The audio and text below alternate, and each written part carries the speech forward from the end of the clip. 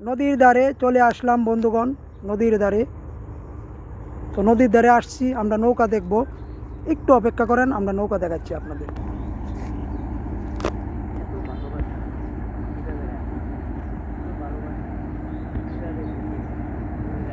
নদীর ধারে চলে আসলাম, আর নৌকা দেখবেন না তা হবে না, দেখতে থাকেন।